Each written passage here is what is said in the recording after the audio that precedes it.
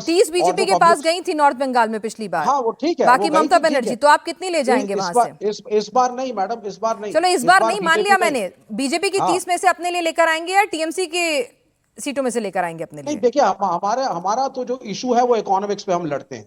अगर आपको लग रहा है, मैं आपको बड़ा क्लियर बता रहा हूँ। हाँ। हमारा जो अभी जैसे डिबेट्स जो चल रही है नेशनल मीडिया पे, that was regarding the Noida workers movement, जिसके हम खिलाफ थे क्योंकि उसमें वायलेंस हुआ। तो हमारा इकोनॉमिक्स के ऊपर है, हम कभी धर्म के ऊपर नहीं लड़ते। घुसपैठिया आ गया, चार्टर्ड प्लेन से आया था क्या घुसपैठिया? कैसे आया? चार्टर्ड नहीं हेलीकॉप्टर सर, मैं करके वही आए थे पूछ रही हूँ ना, घुसपैठिए। नॉर्थ बंगाल, जंगल महल, मतलब पुरुलिया, जी बांकुरा, झारग्राम, पश्चिमी जी मिदनापुर, जी मतलब जी। रीजन तो बताइए ना भाई, आपने भी स्टडी हमारा की होगी हमारा ना कि भाई ये ठीक है हमारे 152 में से ये वाला जी रीजन है, यहाँ पर मुझे लग रहा है मेहनत करूंगा तो सीट निकाल लूंगा। जी। मुर्शिदाबाद से हम लोग, निकालेंगे, हाँ, मालदा से निकालेंगे, मतलब दिनाजपुर कहाँ से निकालेंगे? आवर कहीं तो आप स्ट्रेटजी, मुझे कोई आवर, डेटा दे हाँ पाएंगे? मैं बता देता हूँ आपको, दोनों की डिटेल दे देता हूँ बिल्कुल आपको। दे दीजिए। उत्तरी बंगाल और दक्षिणी बंगाल में जो हमारा अप्रोच है उसमें स्लाइड सा डिफरेंस है।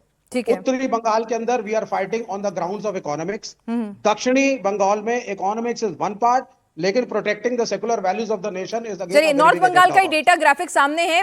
टीएमसी जी के खाते में 23 गई थी, बीजेपी के खाते में 30 और अन्य के खाते में जी 1।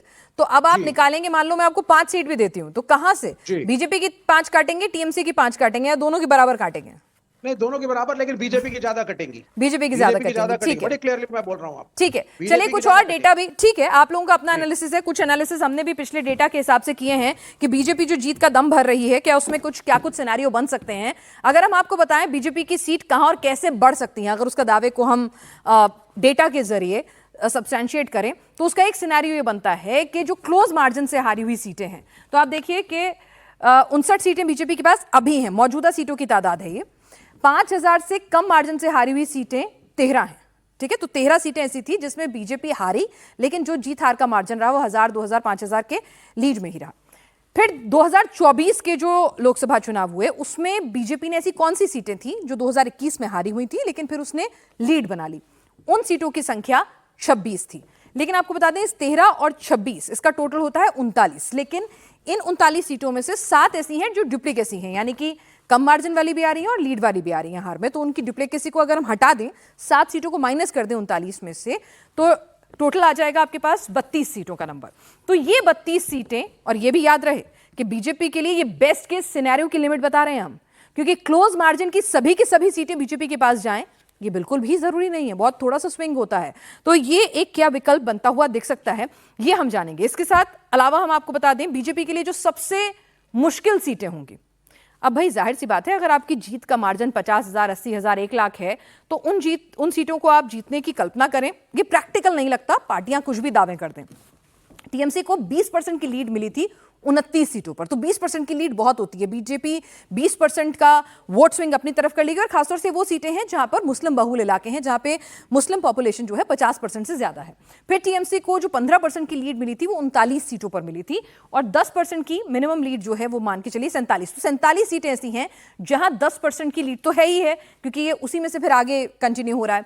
तो अब आप सोच के देखिए कि 10% का वोट स्विंग क्या बीजेपी कराने में कामयाब होगी, और क्लोज मार्जिन वाली जो जितनी सारी सीटें हैं क्या वो सभी की सभी बीजेपी के खाते में जाएंगी? सिद्धार्थ, एक सिनेरियो हमने अपने दर्शकों को समझाने के लिए रखा है, क्योंकि जब आप लोग जीत के दावे करते हैं तो सबसे पहले आपका वोटर हो चाहे वो आपसे नाराजगी रखने वाला वोटर हो, दोनों ही पूछते हैं भाई जीतेंगे तो कहां से और कैसे। एक सिनेरियो ये रखा है। तो आपको लगता है कि भाई जितनी भी क्लोज मार्जिन वाली या 2024 की लीड वाली सीटें थी, आपने उन पर इतनी मेहनत कर ली है कि वो आपके खाते में जाएंगी? क्योंकि वहां वोट स्विंग बहुत कम था, परसेंटेज। देखिए पिनाज जी, इसमें हमें दो तीन तरीके से देखना पड़ेगा। सबसे पहले तो मैं हमारे मित्र विवेक जी की बात का जवाब दे दूं। अगर लेफ्ट ये कहे कि भारतीय जनता पार्टी 77 से 7 आ जाती है अगर एसआईआर नहीं हो रहा, मतलब भारतीय जनता पार्टी की सीटें तो नहीं घट रही। हमारे घोर विरोधी भी वो कह रहे हैं कि ऐसा हो सकता था पर नहीं हो रहा, अब इससे ज्यादा ही आएंगी। ये पहली बात। दूसरी बात, इनकी आपसी सेटिंग कितनी अच्छी है, टीएमसी की और विवेक जी की, लेफ्ट की, ये आपके शो पर बहुत अच्छे से दिखता है। और मुझे लगता है कि 15 साल की सरकार चलने के बावजूद कठोर प्रश्न सरकार से ना पूछ पाना, ये लेफ्ट की अब काबिलियत बन चुका है।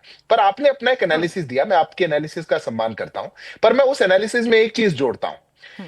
आज पश्चिम बंगाल का चुनाव ये सीट का, ये रीजन का, ये नेता का, ये नैरेटिव का, ये झूठ का चुनाव नहीं है। पश्चिम बंगाल का चुनाव जनता वर्सेस ममता का चुनाव है।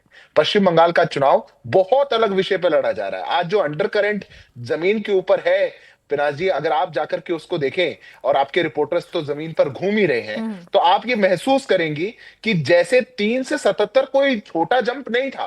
आप खुद सोचिए, कोई पार्टी 3 सीटों पर हो और वो सीधा 77 पे चले जाए, आप गुना बताइए कितना जाए। आज तो हमको 2 गुना ही होना है, और तब हम 20 गुना हुए।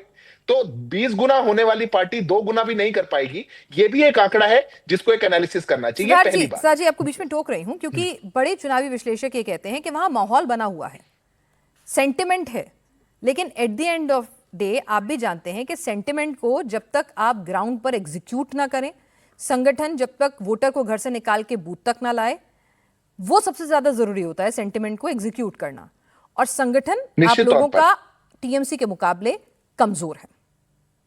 मैं इस बात से पूर्णतः आपकी सहमत नहीं हूंगा, पर पश्चिम बंगाल की एक हकीकत मैं और आपके सामने रख देता हूं। पश्चिम बंगाल हमारे देश का अकेला वो राज्य है जहां केवल वोटर को बूथ पर लाना ये चुनाव जीतने के लिए नहीं है। पश्चिम बंगाल तो वो राज्य है जहां पर बाहर निकल करके टीएमसी का वर्कर उंगली सूंघता है और वो देखता है कि इत्र लगाया था टीएमसी के नाम के आगे, वो आप उसको दबा करके आए कि नहीं आए, और अगर नहीं आए होंगे तो उंगली कट सकती है।